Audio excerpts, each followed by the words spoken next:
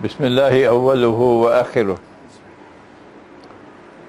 We now have a question and answer session, but also you are free to offer your comments.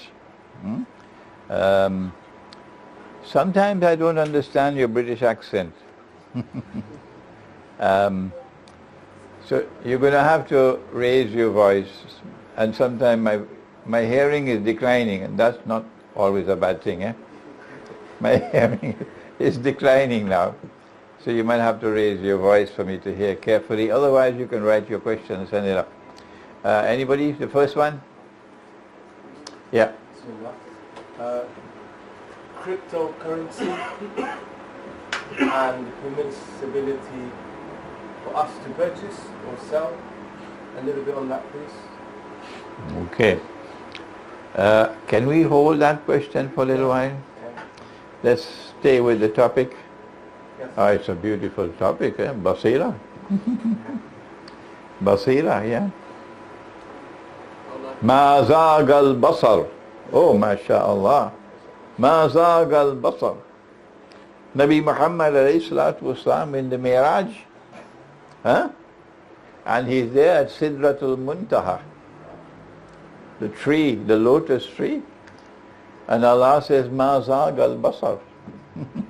He's talking about basar. And his basar, his gaze did not waver. Basar. Beautiful subject, yes. Anybody else? Yeah. You spoke about Allama Iqbal.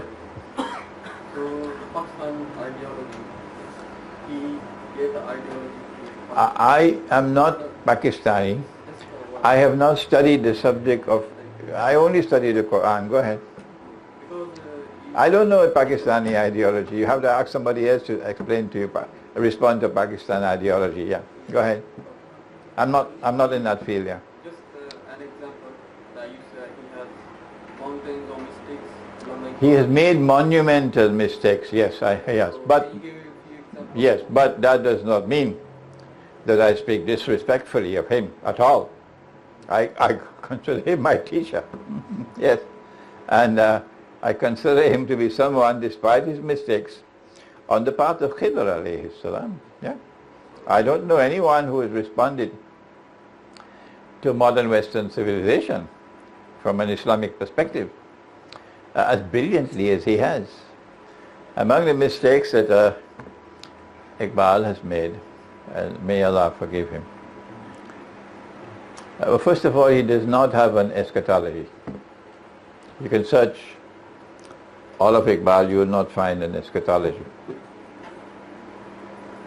And that, very sadly, is a very, very big vacuum in his thought.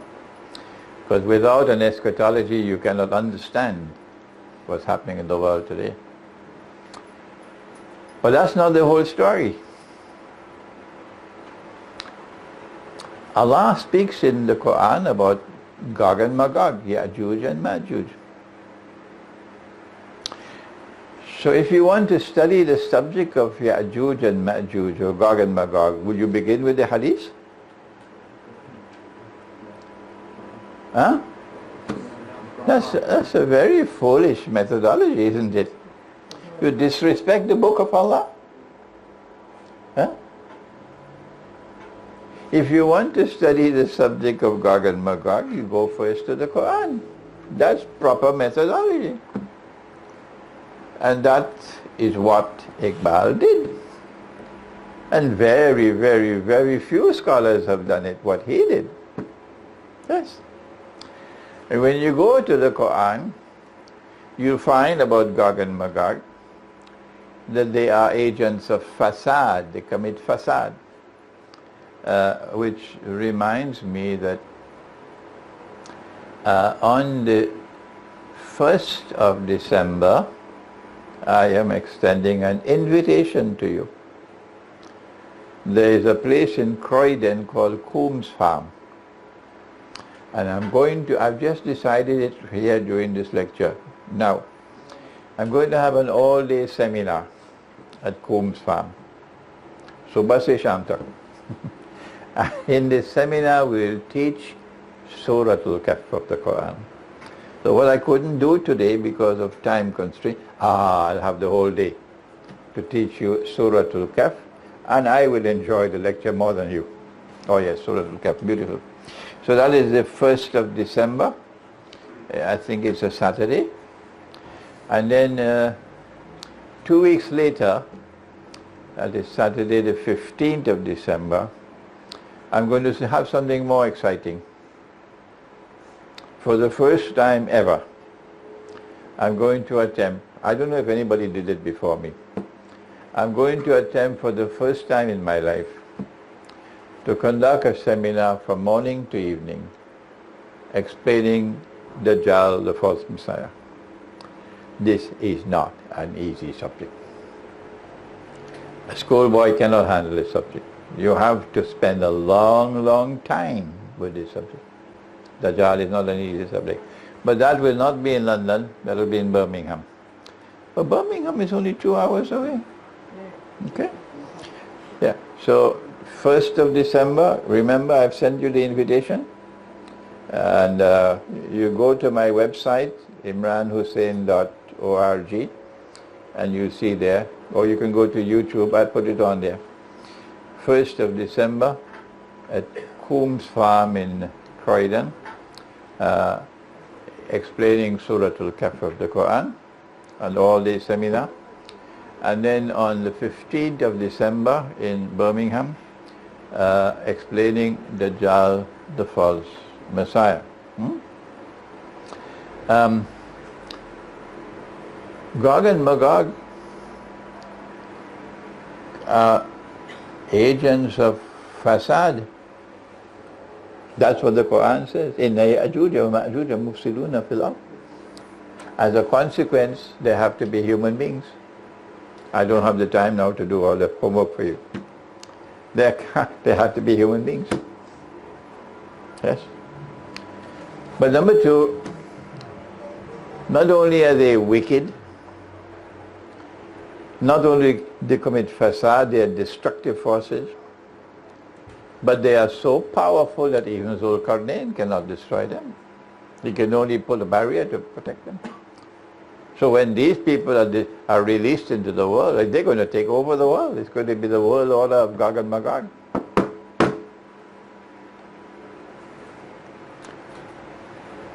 We've not as yet gone to Hadith, remember that? We've only used the Quran so far. And then in the Quran, Allah speaks about a town, a city, Qaryah. And He does not identify. Why? Because He's sending the Quran لِقَوْمِ يَتَفَكَّرُونَ, people who think.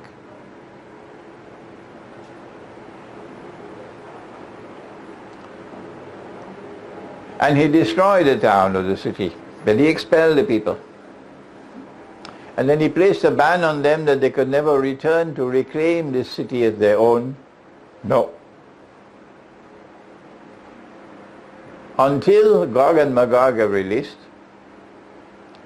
and with their indestructible power, they spread out in all directions, they take control of the world. The world order of Gog and Magog. وحرام بعد أعوذ بالله من الشيطان وحرام على قرية أهلكناها أنهم لا يرجعون حتى إذا فتحت, mark the words, فتحت, إذا فتحت يأجوج ومأجوج وهم من كل حدب ينسلون. When you use proper methodology, the town is Jerusalem. Allah is speaking about the Jews.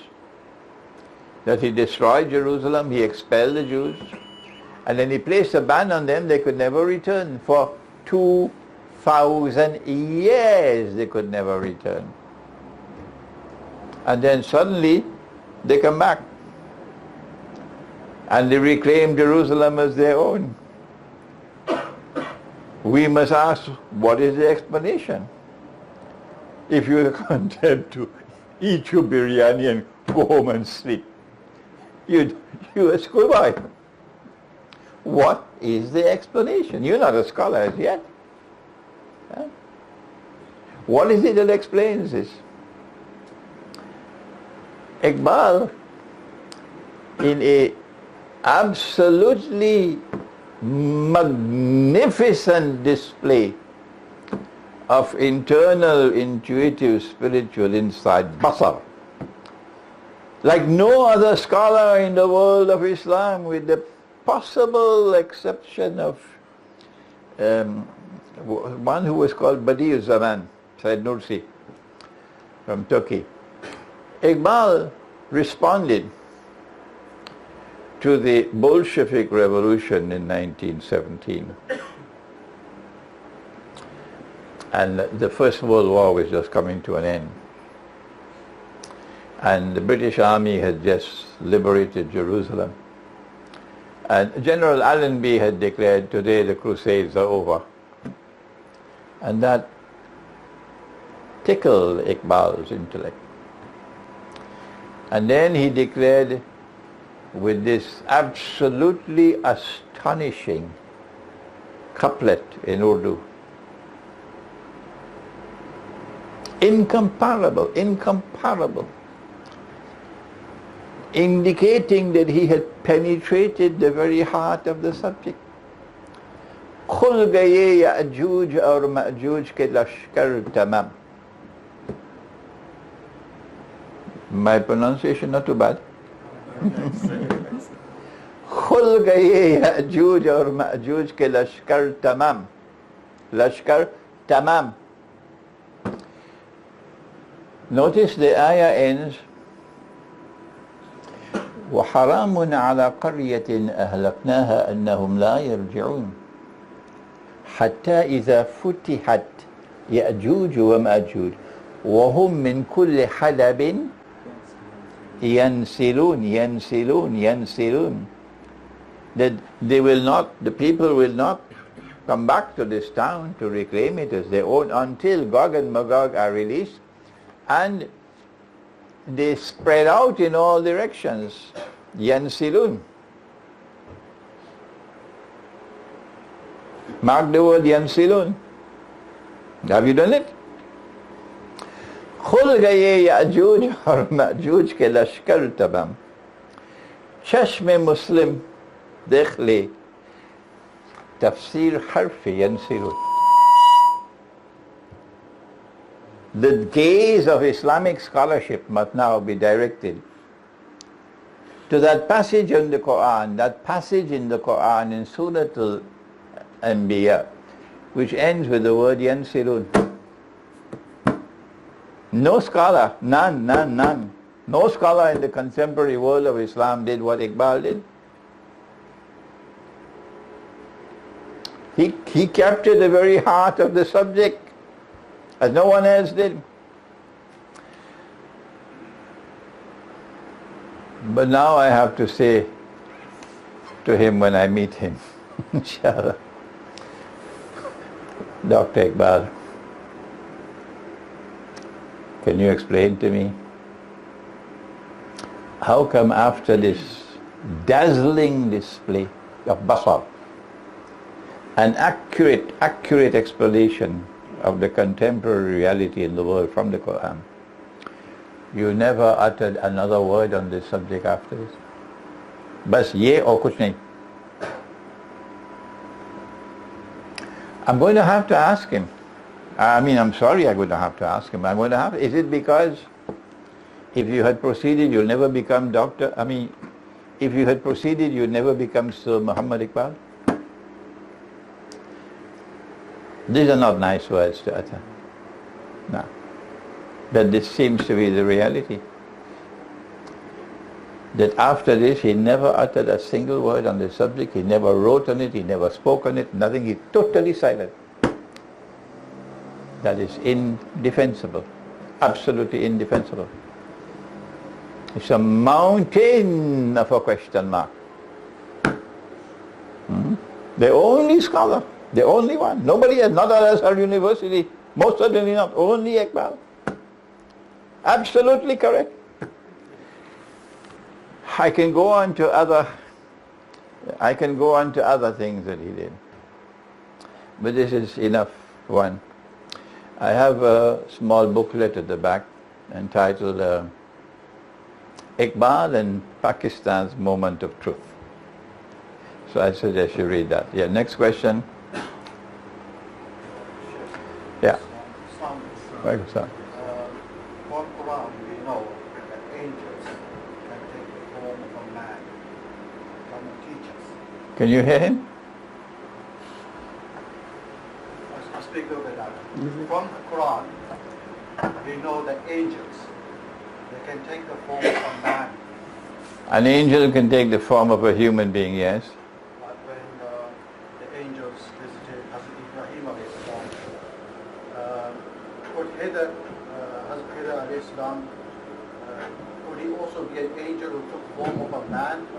He came, taught us, then went away, because we don't hear anything else before this event and after this event. So if this is the case, then can Hazrat Khaidir alayhi salam come today Yeah. as a man, teach us and go away to give us Bashirah? I'm happy you ask that question, yeah. Because there are those who say Khidr was a Nabi.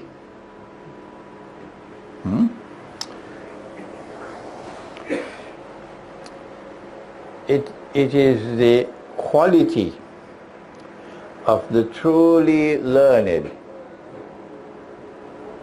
راسخون في العلم, that they recognize the limits of knowledge. And when Allah has put a line there, don't cross the line. So on the subject of Khidr alayhi salam, we must restrain our enthusiasm, restrain our mind, and be content with the knowledge which has been given in the Quran.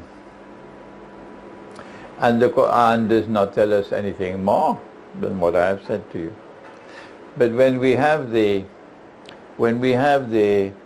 all-day seminar on what date in Croydon? 1st of December, yeah. Then on that occasion we'll be able to expand on the subject of Khidr. At this time, I advise you, stay only with the Quran, and to the extent that the hadith is in harmony with the Quran, you can also incorporate the hadith. But when a hadith is in conflict with the Quran, stay with the Quran. Yes, next question. Yeah. We'll come back to your question, yeah, at the end. Yeah, I heard a lecture regarding the Dajjal. When he arrives, before he arrives, so he will have approach to only the cities of civilized community. So he will not be able to go easily into the village. So you can go to the village, you can make your own village. So you can use lecture, you can have given us like this. I heard the lecture. So how is it possible today to make a new village and go there and survive there and wait for the job? Is it possible? How is it possible? Okay, can you tell me what he said? Oh no, you didn't hear as well. You didn't hear. क्या बात है? After Zaman, when the Dajjal arrives, he'll go through the towns and cities. But what he's saying is that we can go to the villages. Can you advise him? Okay, all right. When Tamim ad-Dari met with Dajjal on the island, and after he had confessed, he said, I am Dajjal, Ana Dajjal, Ana Dajjal. No, sorry, mistake. He said, Ana al-Masih, Ana al-Masih, I am the Messiah. He then said to Tamim Uddari, when I'm released, I'll enter every town and every city, including London.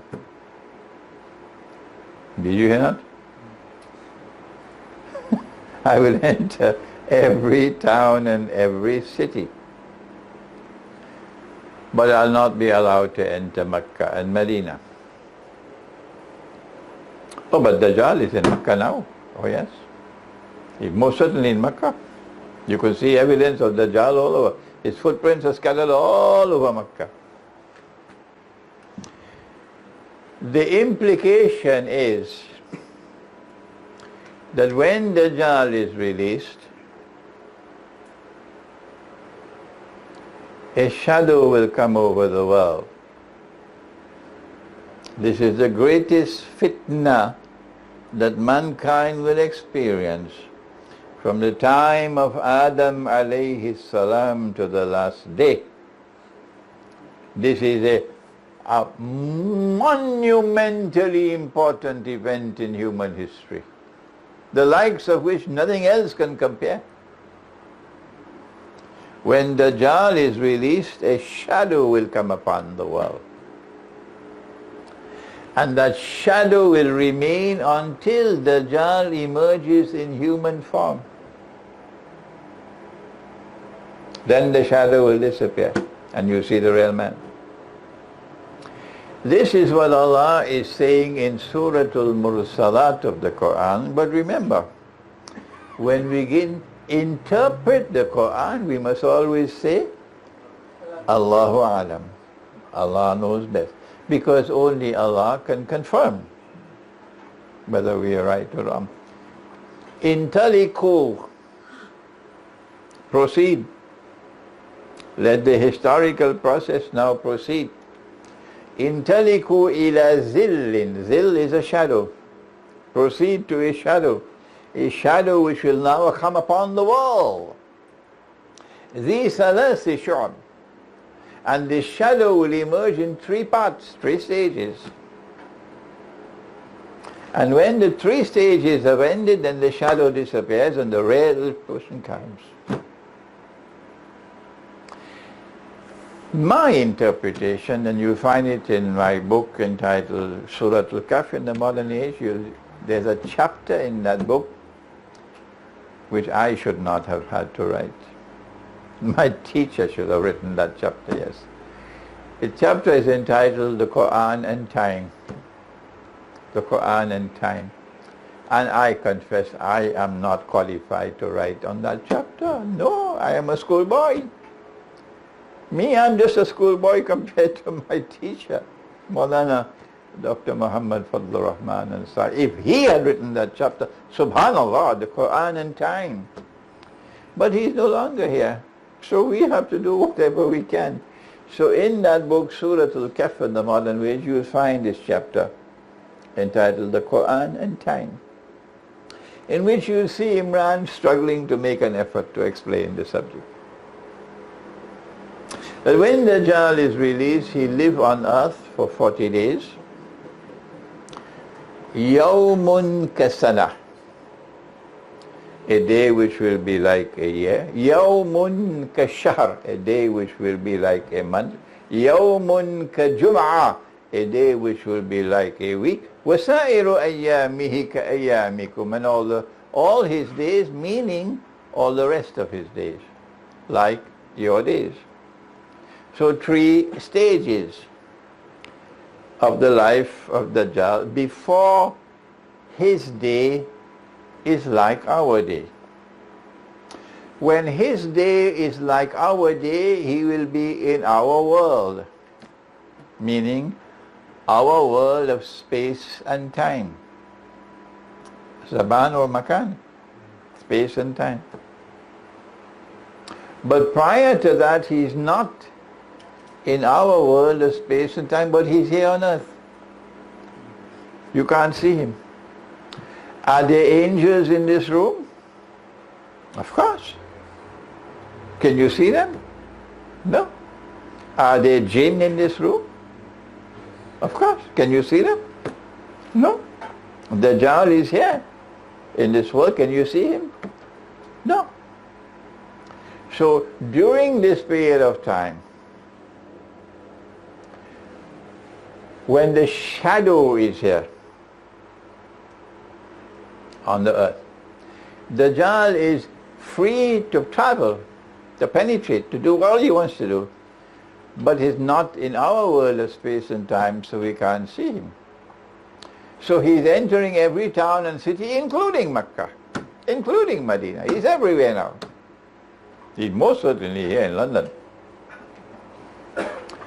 But when he appears in human form, when will that be? It is eschatology which teaches the subject. Umran Bayt al-Maqdis, Kharabu Yatrib. Kharabu Yatrib, Khuruj al-Malhama. Khuruj al-Malhama, Fathul Constantiniya. Fathul Constantiniya, Khuruj al-Dajjal. That when Jerusalem is center stage, using the analogy of construction. Analogy. Don't understand literally. When Jerusalem is center stage and Medina plays absolutely no role in world affairs, then will come the Malhama, or the Great War. But after the Malhama, the next event which will occur would be the conquest of Constantinople.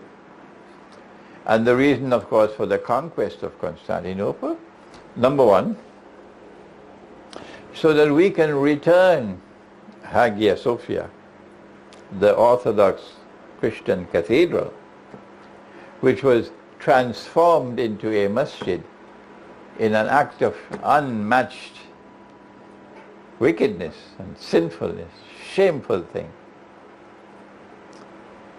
I wish I had harsher language to use for what they did. We will return Hagia Sophia to the Orthodox Christian world, and our critics will not be able to stop us. And we will offer an apology to the Orthodox Christian world for what we did to them, and our critics will not be able to stop us. And we will return the name of the city to the name that Nabi Muhammad ﷺ used. لَتَفْتَحَنَّ الْقُنْسْتَنْتِنِيَّةِ. Those are the words he used. He didn't say لَتَفْتَحَنَّ Istanbul. We will return the city to the name that Nabi Muhammad ﷺ used. And they will not be able to stop us. And when we do that, the last piece of the dagger which is plunged into the heart of the Christians to sabotage any possible friendship and alliance between the Ummah of Muhammad alayhi salatu wasalam and the Ummah of Nabi Isa alayhi salam.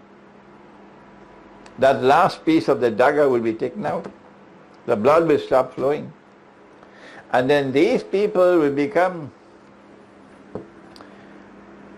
what Allah says in the Quran, وَلَتَجِدَنَّ أَقْرَبَهُمْ مَوَدَّةً لِلَّذِينَ آمَنُوا الَّذِينَ قَالُوا إِنَّا نَصَارَى. And you'll most certainly find in time to come that those who will be closest in love and affection for you, closest in love and affection for you, the Ummah of Muhammad alayhi salatu wasalam, would be a people who proclaim we are Christians. You think it will be the British people? Or the Americans or the French or the Germans? Huh? If you believe that's going to be Western civilization, you should buy a one-way ticket to the moon. No, it's going to be that part of the Christian world, not this one.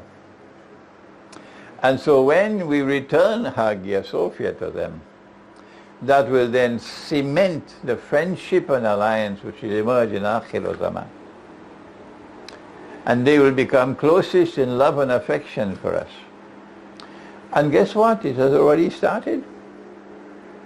When I visit Moscow, I lectured at the State University of Moscow, which is the most important university in Russia.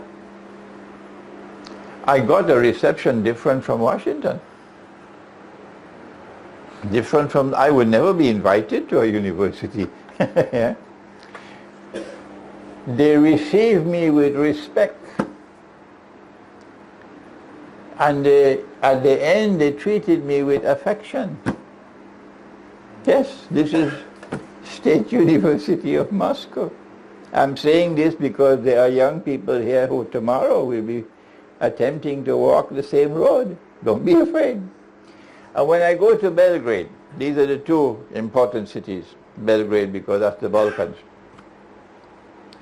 In Belgrade, when I lectured in the University of Belgrade, and I spoke about this, they were crying.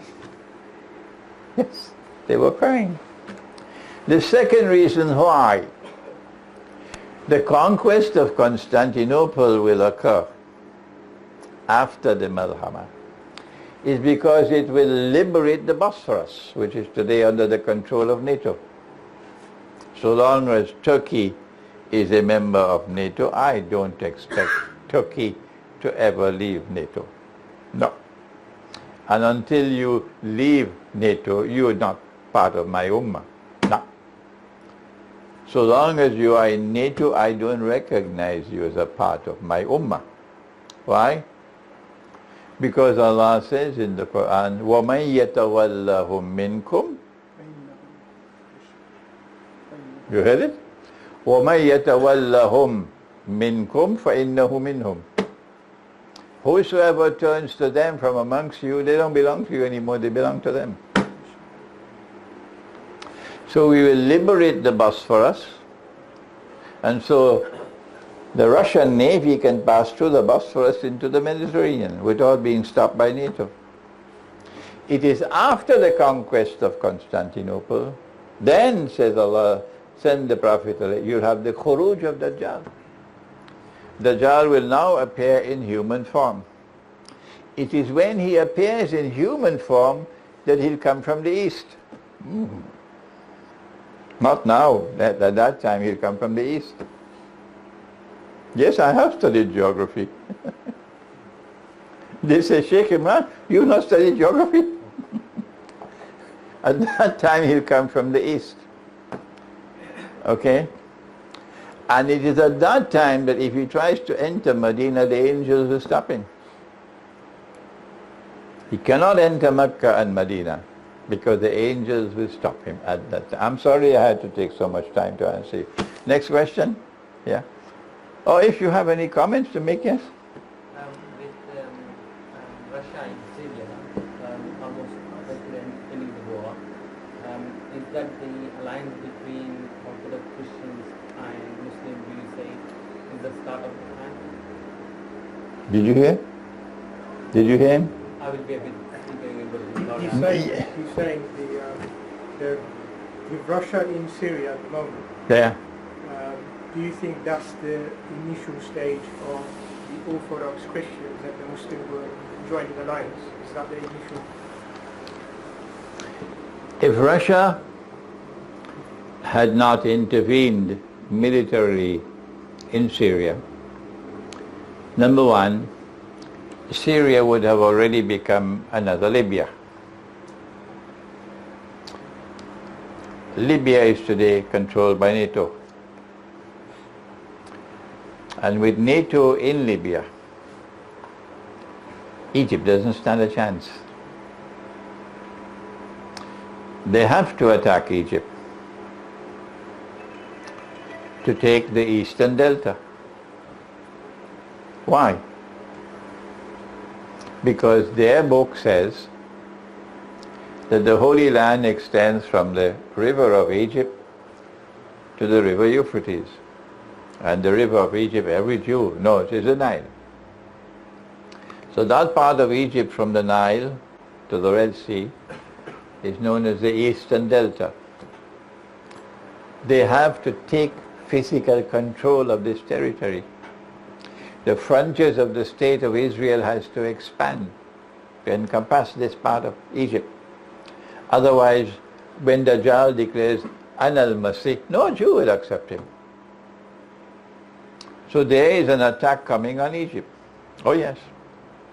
And the reason why they went into Libya is because when the attack on Egypt is to take place, they'll attack Egypt from this side and from that side. And they also have their proxies in the south. Hmm?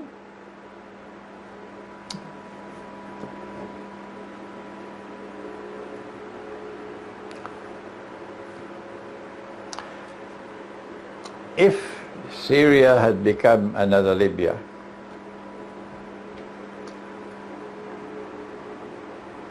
then NATO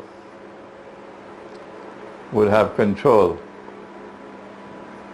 of not only Libya but also Syria. And that would have made Israel's position impregnable.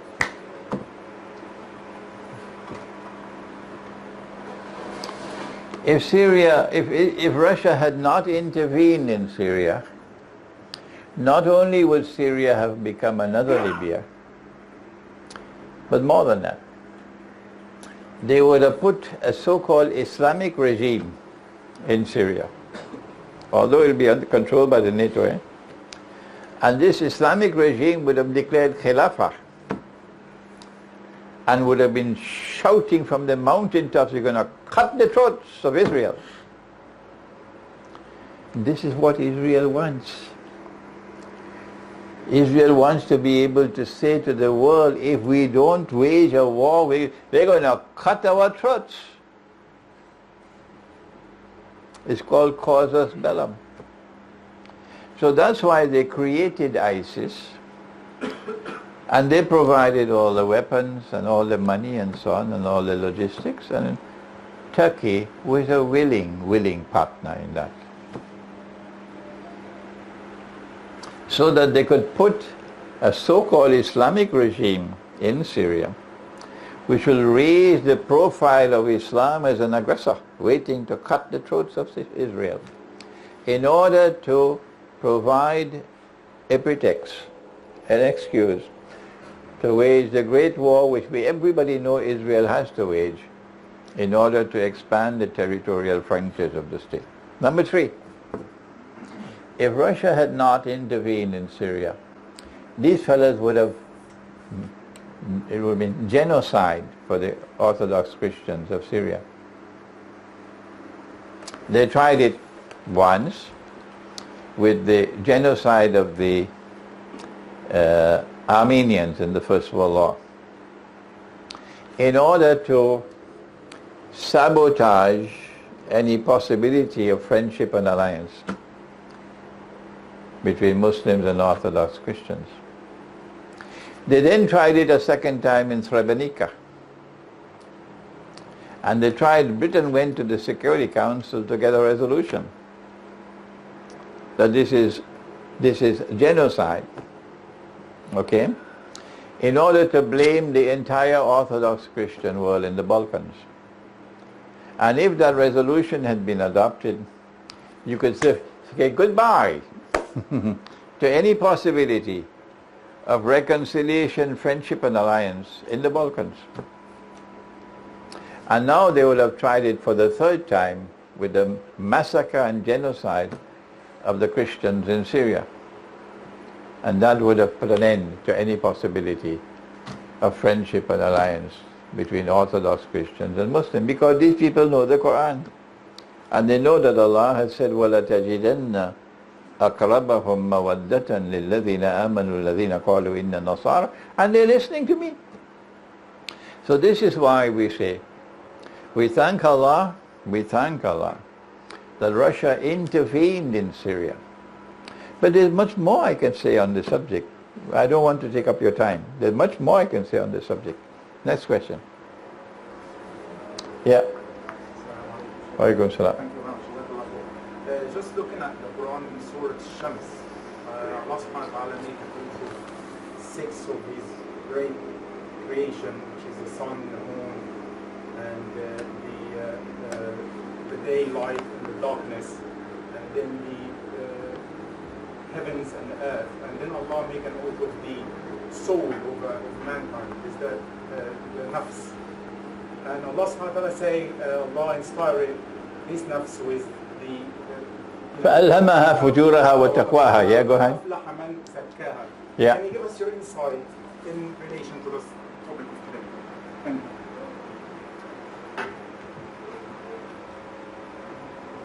I think we can relate this to Ayat al-Nur. I choose to use only Ayat al-Nur. That in Ayat al-Nur, you know Ayat al-Nur? No?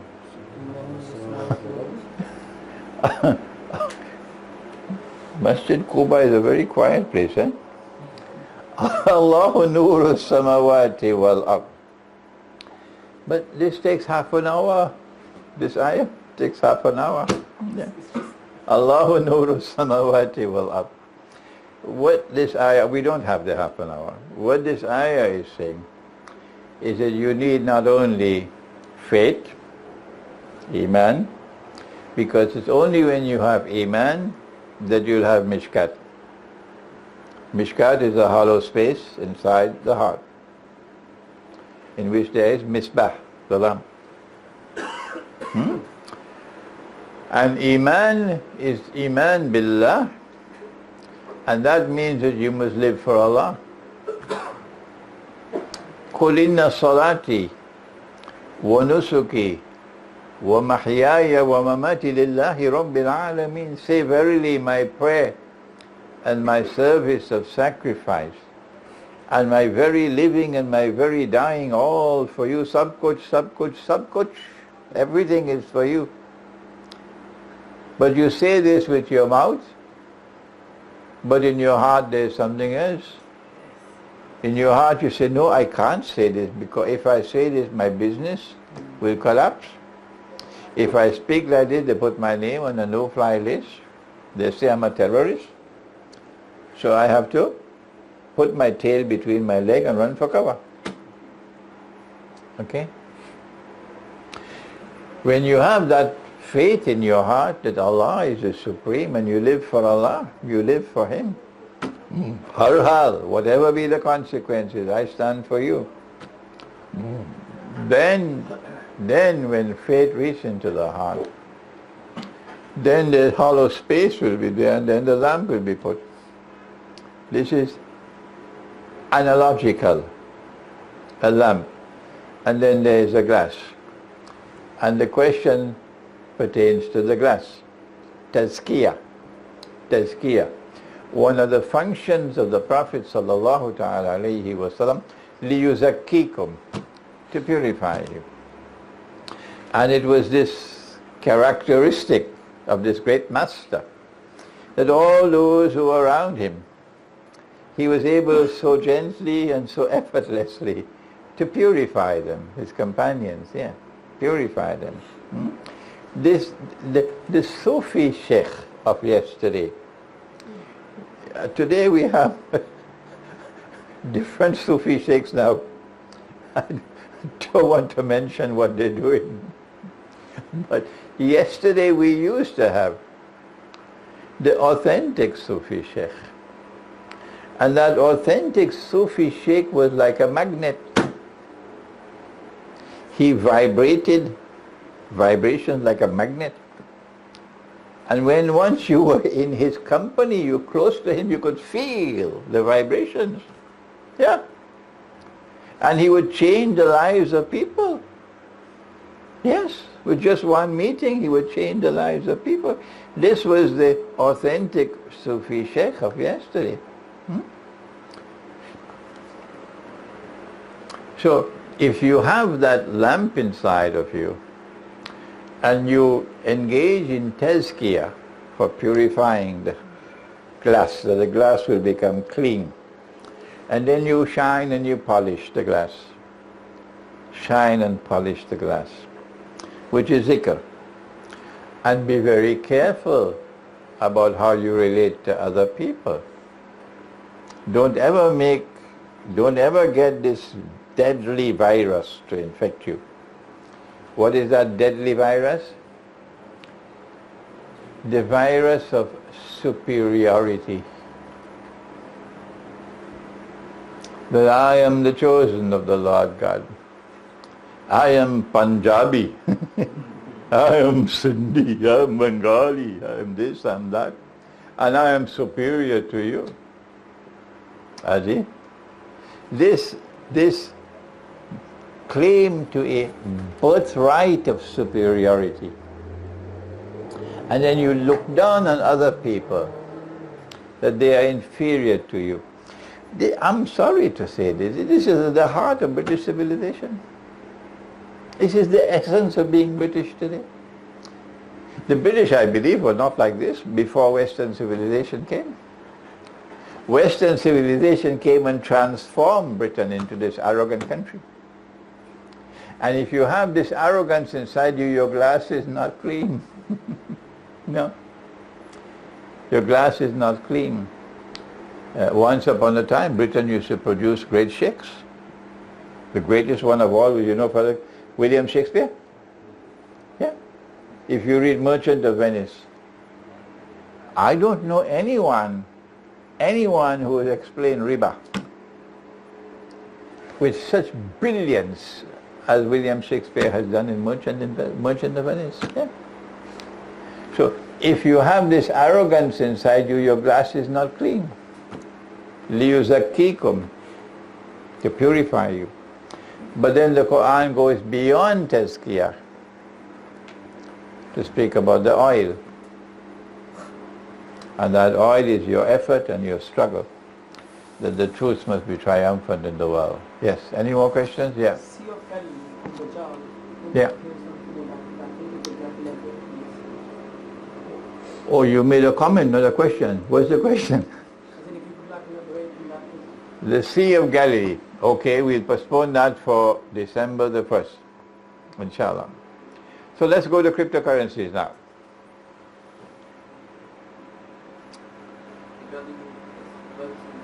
What is your question? The question is, this is, in many of your lectures, you said in trust system, this is the environment of the job has been complete.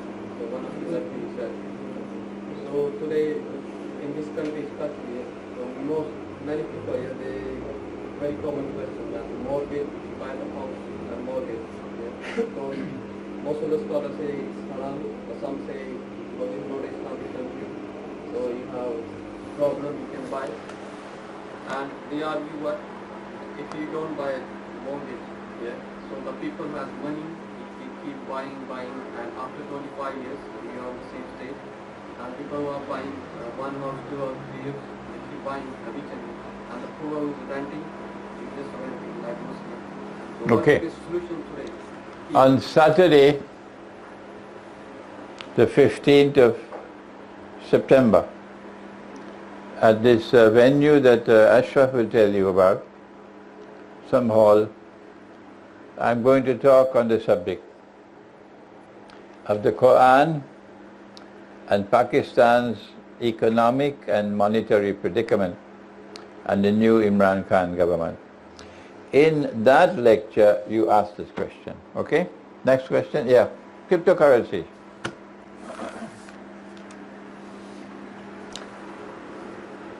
The shadow is of 3 stages.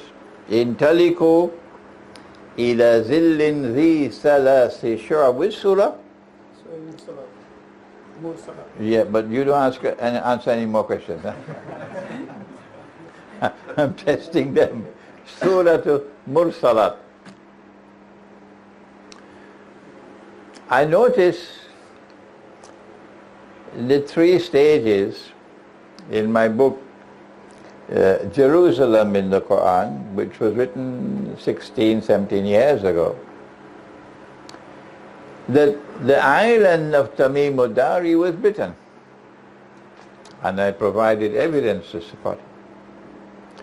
And as a consequence, in the first stage of the shadow, Yawmun Kasana, Britain emerged as a ruling state, and the term which is used for it is Pax Britannica. It's a term of international relations, and I'm a student of international relations.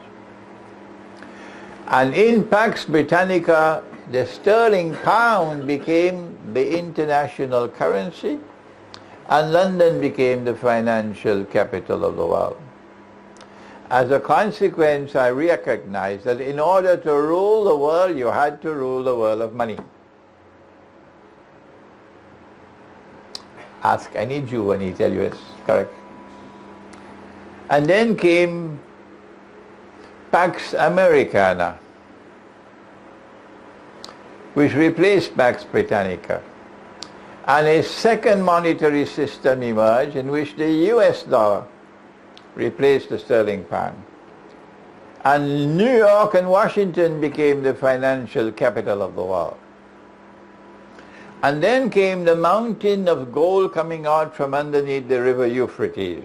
If you don't know what I'm talking about, I don't have time to explain to you. And that mountain of gold came out in 1974, when an ocean of oil underneath the river began to function as a mountain of gold.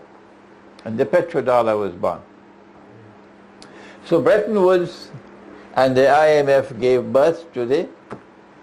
way to the petrodollar monetary system, which we have now. But I noticed that the United States of America is now in irreversible decline.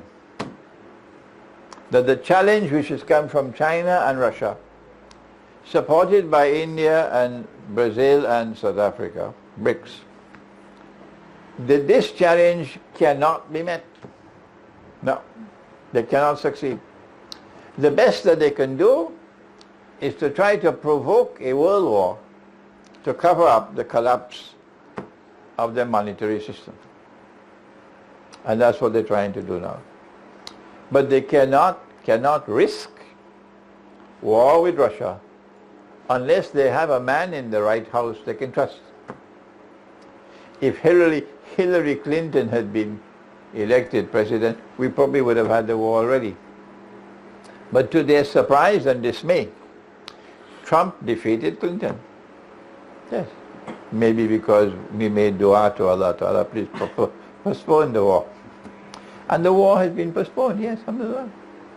But so long as Trump is there in the White House, they cannot risk war with Russia.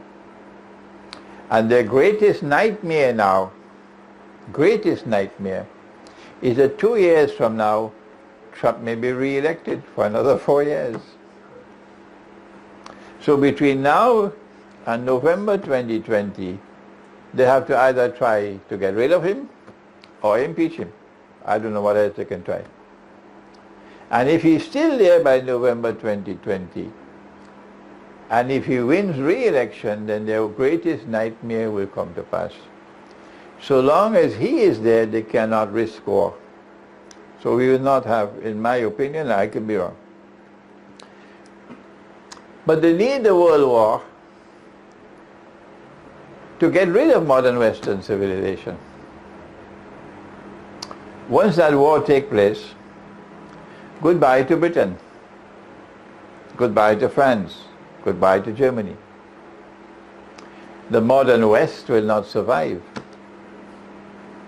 that great war.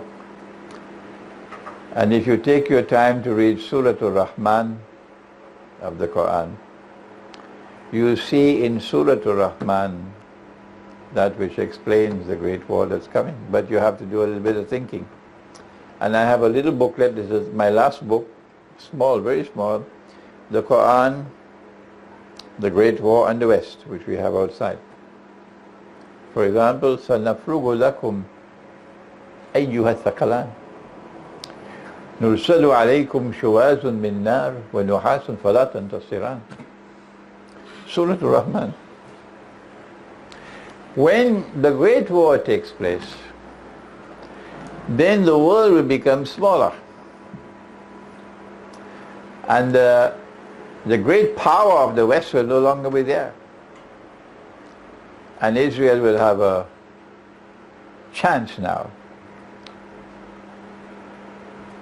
to stake the claim to be the ruling state in the world, in that smaller world.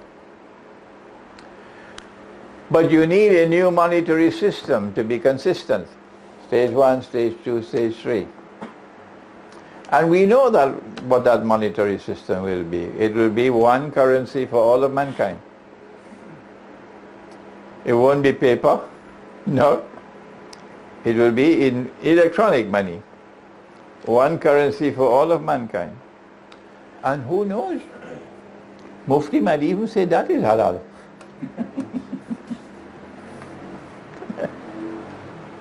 Poor Mufti. Now, in order to facilitate the passage from the present monetary system to that which is coming, one currency for all mankind, you have to disengage the money that we are now using from the control of governments and from the control of central banks. So you come with cryptocurrency which any Tom, Dick or Harry can create. Yes, you'll be able to argue that there is some benefit in cryptocurrencies because Dajjal is not a fool. But despite all the benefits that there are in cryptocurrencies, the bottom line is that cryptocurrencies have come at this time to facilitate the passage to one currency for all mankind. And when that comes, that's slavery for you. That's slavery. Okay, I think we've had enough questions and answers.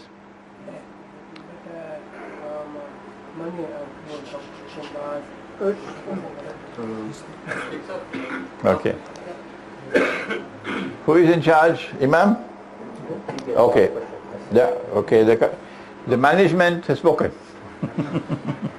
The management has spoken. December the 1st at Coombs Farm in Croydon. Go to my website and you'll get the information, and it'll be explaining Surah Al-Kahf of the Quran.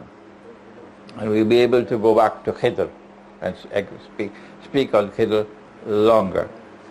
And then on 15th of December, this is 1st of December, this is 15th of December, 2 weeks later, in Birmingham, on explaining Dajjal, the false Messiah. But one more, and that is, I believe it is the 8th of December, Saturday the 8th, and it will be on my website in Manchester. We're going to repeat the seminar on riba, the prohibition of riba in the Quran and Sunnah. I did this seminar in Coombs Farm in Croydon on July 29th. So we'll repeat it, inshallah. And finally, on next Saturday, September the 15th, you are invited to come. Ashraf will tell you where is the lecture. We're going to speak on Pakistan. The Quran, Pakistan's economic and monetary predicament, and the new Imran Khan government, inshallah. What's it? Tomorrow at Seven Sisters. Where is it, sir? Tottenham. Tottenham Masjid, Seven Sisters, tomorrow at Maghrib? After Asr. And the topic is methodology for study of the Quran. Another very nice subject, inshallah. Imam? ربنا تقبل منا إنك أنت السميع العليم وتب علينا يا مولانا إنك أنت التواب الرحيم اللهم أنت السلام ومنك السلام تبارك ربنا وتعاليت يا ذا الجلال والإكرام اللهم أرنا الحق حقا وارزقنا اتباعه. O Allah, kindly show us truth as truth. Grant that we might recognize it as truth and follow it. وَأَرِنَا الْبَاطِلَ بَاطِلًا وَارْزُقْنَا اجْتِنَابَهُ. And O Allah, kindly show us falsehood as falsehood, and grant that we might recognize it as falsehood and reject it. Allahumma arina al-ashya'a kama hi. O Allah, kindly show us things as they are, that we might not be deceived by what they appear to be. Allahumma salli ala Sayyidina Muhammad wa ala ali Sayyidina Muhammad wa barik wa sallim سبحان ربك رب العزة عما يصفون وسلام على المرسلين والحمد لله رب العالمين.